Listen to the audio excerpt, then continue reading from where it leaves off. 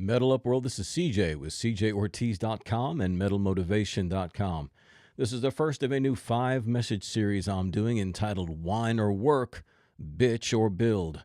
Now, this is all shown in my Life Domination online coaching program, and you can learn more about that by visiting MetalMotivation.com/Life Domination Coaching. It is a very cool group. You can be a part of this. It's all shown in a private Facebook group, 5 videos each week on a separate topic, over 500 videos in the archives in this private Facebook group, which I administrate, is a lot of other pretty cool people just like yourself, positive people trying to make a change. So check it out, metalmotivation.com/Life Domination Coaching. But all this week, whine or work, bitch or build. Whine, whine, whine, complain, complain, complain. It just seems like that's what everybody is doing nowadays. Could we get any more entitled than the generation in which we live? What's odd about that is that we're living in the most abundant, resourceful era we have ever lived in, especially in the West. We have so many things, so much resource, so much supply, so many opportunities, so many things readily available at your fingertips, and yet people seem to be complaining the most. This is the most complaining I have ever seen or heard in my 51 years on this planet. That's right, I am 51 years old, believe it or not. How do you explain this kind of thing? How do you explain that people could be this upset, this given to complaint or whining? I would say it comes down to 2 things, and that's what I'm going to be talking about all this week. It is entitlement and expectation. I would say the root of all complaint of anybody, even though you may not be a part of the course that is sounding off online every day, but I bet you do some complaining. I've done it. We all do it to some degree. What's the root of it all? It is those 2 things. It is entitlement and it is expectation. Entitlement is the belief that one is inherently deserving of privileges or special treatment. That you are inherently, and that's the key word being used here, inherently deserving of special privileges or treatment. Now, the word inherent is interesting. It's when something exists as a permanent attribute or characteristic. It's inherent. It's in you, and that would seem to explain why people would have this sense of entitlement, because they believe there is something inside them inherent that just they came into the world with when they came out of their mother's womb. They had this inherent attribute that makes them deserving of all the abundance of resources that they're surrounded with. The reality is nobody deserves anything. You're very, very fortunate to have been born in this era. Very fortunate not to have been born in Europe during the Black Death. You're very fortunate to be born in the time and place in which you live. Inherent, something that exists as a permanent, essential characteristic or attribute. Entitled, people who inherently deserve privileges. That's what a sense of entitlement is. And people have come to believe that they deserve privileges and special treatment from others in society, from institutions, because of this permanent attribute within themselves. Well, what is it? What is it that people have that they believe qualifies them, justifies that they have access to this abundant resource? And what is it about the starving child in a third world country that somehow does not deserve that? They don't have that sense of entitlement, but yet we do. We feel we are entitled to a life of ease and one that is without suffering. Now, if you were to ask somebody outright, they would never admit to this. But when you hear the complaint, it's there. And this is going to become more clear as we go on. As I said, the 2 things are entitlement and expectation. What is expectation? It's the strong belief that something will happen. Expectation is a strong belief that something is going to happen. So just the fact that people have so much expectation demonstrates just how easy we've got it, and yet people complain even more. That's a very important statement. Just the fact that people have an expectation, so much expectation, which we know because of so much complaint, just the fact that they have that much expectation demonstrates just how easy we've got it. For example, try to imagine what the average person living in the Middle Ages in Europe, for example, what expectation did they have from their rulers, from a king, a tyrannical king? The only expectation they would have is the confiscation of their property, extortion by taxes, and God knows what else. That's what they expected. There was no sense of entitlement. There was no sense of expectation to those people in the Middle Ages. I mean, what were they to expect? Why do we have such great expectation and they did not? Therefore, the fact that we complain as much as we do is all the proof you and I need that we have it better than any generation or society ever has. Isn't that true? Don't we have it better than just about anybody else has ever had it, and yet we complain the most? Our abundance, our luxury hasn't taught us to be more thankful. It's taught us to expect more. The abundance and luxury that we have has taught us to expect more. It has not taught us to be grateful. It has not taught us to be thankful. I mean, we'll see it soon here. We're in the month of October as I record this. And what's upcoming? The holiday season. And we're all going to see what happens on Black Friday and all of these things when people trample each other and fight over these things in the store. Hardly an attitude of thanksgiving or gratefulness or humility, but just people wanting, demanding more. Not a good sign for our society and our culture.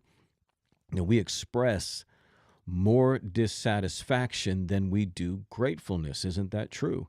Don't we express more? Don't you see more dissatisfaction expressed online than you do thankfulness or gratefulness? We're a nation of brats.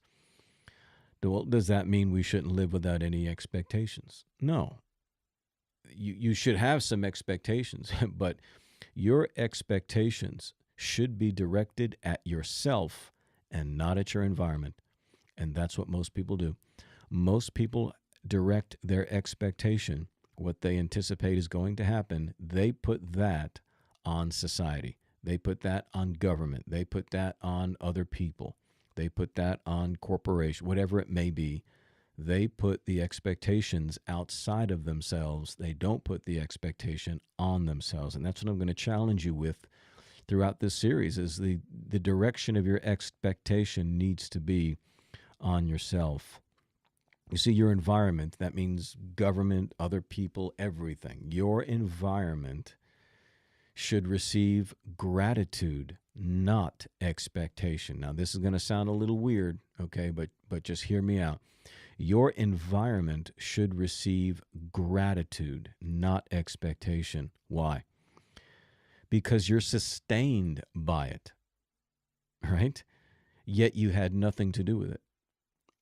Think about that for a second. You are sustained by your environment, the transportation system, the sanitation system, the electrical system, on and on, the monetary system, everything, the roads that you drive on. All of these things, your environment, which you live and work with and utilize every single day, was not provided to you by you. You had nothing to do with that. You enjoy it. Sure, you have to pay fees and taxes and all of that, but it's provided for you. You had nothing to do with that. You should be thankful for it. You should be thankful that all you have to do is pay a fee, a tax. Yeah, sometimes taxes can be high. I understand all that. But come on, man. I mean, this is a hell of a lot better than people had it in the past. Believe me, this is a hell of a lot better than people had it in the past. But what if your circumstances are bad? It doesn't matter. Be grateful that there are resources that you can use to get out of where you are. Imagine what it would be like if you couldn't, if there were no resources. There were no roads, man. There were no cars.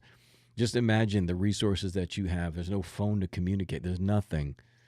Imagine trying to get out of your circumstances. Man, you've got it so good. So no matter how bad you think things are, there's always a reason to be grateful. There's always a reason to be thankful. Be grateful there's resources. Your expectations, however, should be focused on you. That's where expectation needs to be. We don't put it there because we don't want to blame ourselves for things. And the challenge with placing expectations on yourself is that you can easily let yourself down, right? I mean, and people can turn on themselves and condemn themselves because they let themselves down. So they would much rather blame it on their environment, much rather blame it on their circumstances, blame it on other people. But our expectation should be on ourselves. Yes, we can disappoint ourselves, but if we can keep in mind that we are in a state of progress, that we are in it's an evolution, it's a development, it's a process that we're doing, we're living through. And you are going to make mistakes. You are going to not fulfill your personal commitment. You're not going to give 110% every time. That's okay. That includes all of us. We're all like that to some degree. The issue is going to be, will you continue? And can you do this? Can you keep pushing forward without becoming an enemy to yourself? But once you make that shift, you take expectation off of your environment, your circumstances, the people and the institutions outside of you, and you put those expectations on yourself, guess what happens? You naturally stop complaining. And we're going to talk about why it's important that you stop complaining, because complaint is the evidence of something that is very, very destructive in your life. And we're going to talk more about that as we get into this. In the second episode, we're going to talk about the expectations that we should be putting on ourselves and why, as I just said, complaining is so bad. In episode 3, we're going to talk about the childish attitude. There's 3 aspects to complaint, and that is complaining, whining, and being petulant, acting in a childish manner. We're going to break that down and just see, man, how much of that is still operating in our life, and how even though we wouldn't tolerate it in our kids, we do tolerate it in ourselves. In the 4th episode, I'm going to talk about the power of gratefulness to heal. You see, complaint is more than just vocalizing your unhappiness. Complaint is a vocalizing of pain that does need healing. But that healing is not going to happen until there's a transference of where your expectations are focused. And gratefulness is the way that's going to be healed. That's actually a powerful episode. And then finally in episode 5, we'll be breaking down the whine or work, bitch or bill, just what it's going to take to really break out, because I really believe that the attitude of misplaced expectation is why so many people remain where they are. You see it online every day, as I said. Do you anticipate that all of these people that are protesting, I don't care what side of the political aisle they're on, all of these people that are protesting are going to get anywhere in life until they move and finally take personal responsibility for themselves and get busy moving, get busy doing the things that are required to really because what's happening politically, is it really affecting their lives that much? I've lived through tons of presidents. In all honesty, the big differences that have happened in my life had everything to do with me and nothing to do with who was in office. Nothing to do with who. Sure, taxes may have been a little higher during this decade, or we could take advantage of that tax break during this decade, or you couldn't drive, you could now drive over 55 miles during this time period. Big deal, man. Big deal. That's what we're talking about. That's what we're arguing about. I don't want to minimize policies that are important. I'm just saying that they're not going to change your life radically. And don't forget, because the way people protest and complain, you would think it's the end of the world. It's not the end of the world. Cut that out. Cut out the whining, cut out the bitching, get busy working, get busy building, get busy creating the kind of life that you say that you want. Only you can create that. A president can't give that to you, and the president won't take it away from you. You can build the life that you want. Well, that's what we're talking about all this week in Whine or Work, Bitch or Build. As I said, all of this is being shown in my Life Domination online coaching program. You can learn more about that by visiting metalmotivation.com/life domination coaching. I would love to have you be a part.